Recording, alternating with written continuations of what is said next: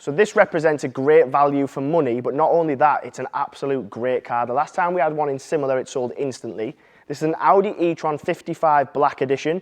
For those of you who don't understand electric cars, what that is at the time this was launched was the longest range they could produce, which is over 200 miles, and it's also the most power.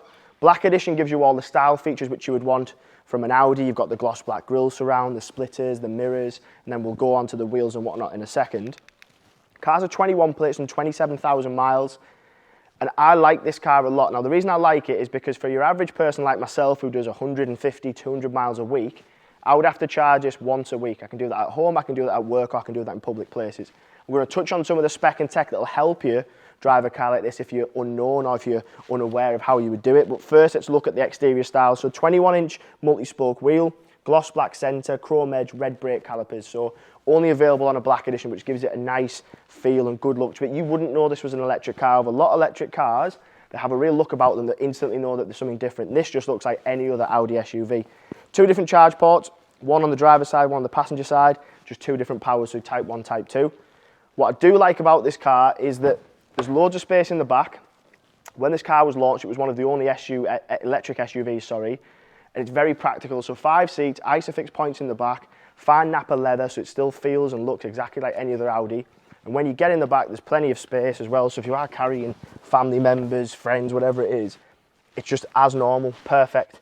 The range you don't need to worry about, in my opinion. Like I say, I do 150 miles a week. You charge it once a week if you were lucky.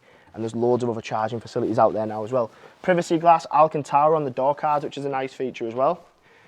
The other thing you need to remember is when this car was launched, it will be somewhere in the region of about £80,000. We've got it priced today significantly less than that. And I suppose you can look at that two ways.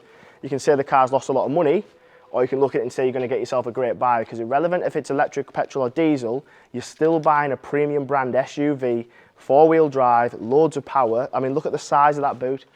A lot of electric cars, you lose boot space because of where the batteries are. On the Audi, you don't. Charging cables are also in the front as well as in the back. If you need them, obviously you can get a charging point at home, no problem. You've got that nice design across the back, similar to the brands that they share, things like Porsche, Lamborghini and whatnot. You've got that nice LED across the back there. So these are a good looking car. When we get to the front, you've got all types of tech which you would expect to see on an electric vehicle. Because they're modern and they are technology focused, and you get all sorts on these electric seats, memory setting seats, the seats are heated. Obviously the car is silent, which I like. If you're leaving early on a morning, coming home late on a night, you're not going to disturb anyone. But they do have an electric sound to them when you get up to speed, which if you have a look online, you'll be able to hear what that sounds like. So mileage 27,000. You've got that huge virtual cockpit that Audi put on their cars, but you've also got this dual screen as well. So they introduced this on some of the later models, but it came on the e-tron as standard. So you've got that huge tablet on the top, huge tablet on the bottom.